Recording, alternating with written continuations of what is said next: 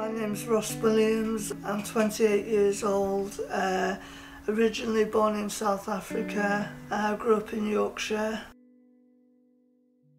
When I was 7, I had a road traffic accident which left me with severe head and facial injuries.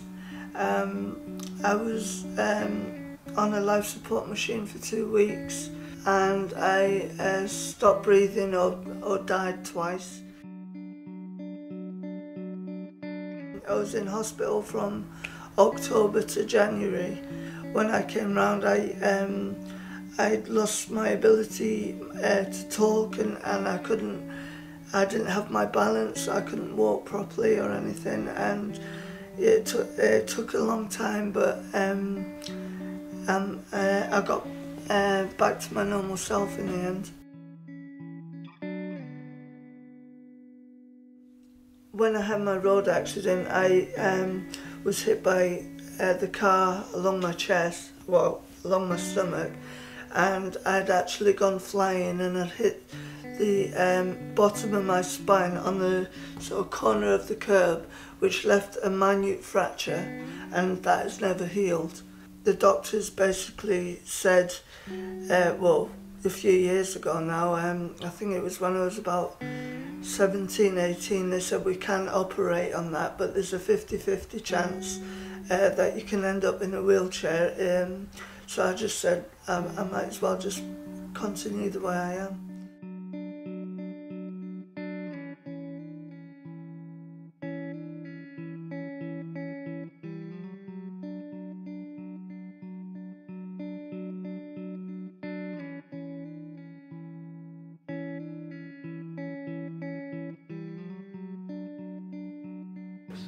I met Ross when I very first started working in a support worker role, and that was probably 2005. So I've worked with Ross for nearly 10 years. When I first worked with him, he was in the Star College in education. So we would work together probably once or twice a week. And from leaving college, the role that I've taken on with Ross has increased and has been far more. There's been far more within the role that we've needed to do to support him in developing within his own life and confidence and abilities. Well, when I first met James, he was working.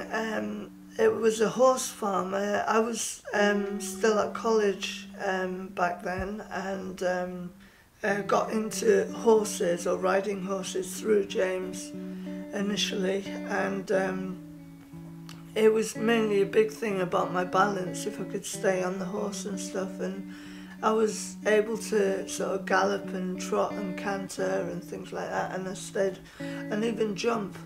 I did some jumping with the horse, Smarts I think the horse's name was, but yeah, I managed to stay on the horse, and so my balance has really improved.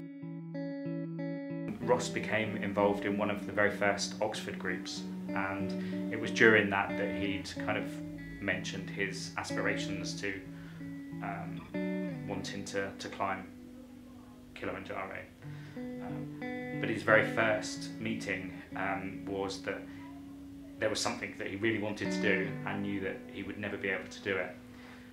So it was really then the next two and a half years working with Ross to change his perception on what his belief is, to having a kind of can-do attitude that actually if he really puts his mind to something, there's very little that isn't achievable for him. It took a long time for all of us within the Silverlining to encourage Ross and support him and enable him to see that actually with the right support and preparation it was achievable.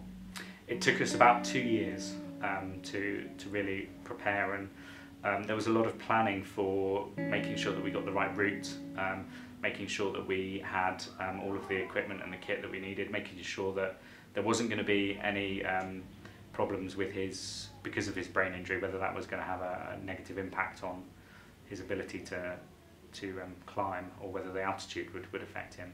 So there was a lot that we needed to prepare first, And I guess one of the biggest things to prepare was Ross himself, to ensure that he was as fit as he could be. I wasn't going to come back down the mountain for anything. I had to get up there, and that was my thing. I wasn't doing it for me, I wasn't doing it for anyone in particular. Well, I was doing it for the charity. Well, I climbed Kilimanjaro to raise money for cancer research.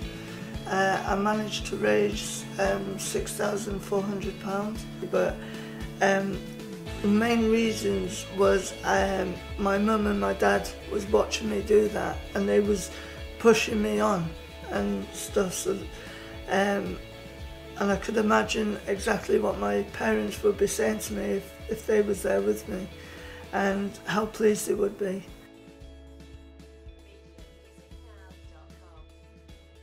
It was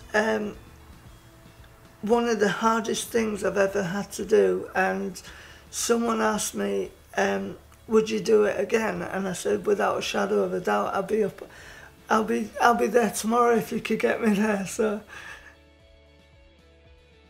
Ross has always felt that he's not able to achieve something. Actually, managing to achieve Kilimanjaro has been the biggest turning point in his life, and has given him the biggest push to actually self-belief that he can achieve.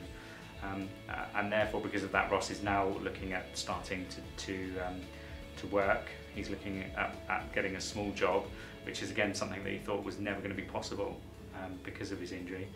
And he also wants to continue fundraising and continue attempting challenges. So he has spoken about the Great Wall of China.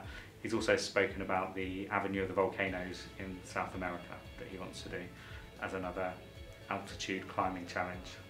it's been difficult, every day has, but that's what it's about.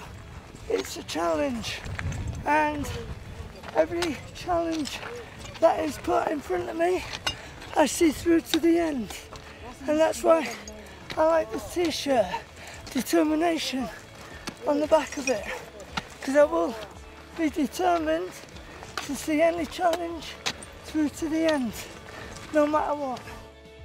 The doctors said to my mother at the time they didn't think I'd ever be able to walk or be ambulant again. They thought I'd be in a wheelchair for the rest of my life. And when I got on to the top of Mount Kilimanjaro, I sort of just remembered everything they said, that I'd never walk again or anything physically difficult I wouldn't be able to do. But I got to the top of Kilimanjaro and basically saying I proved you wrong in a way.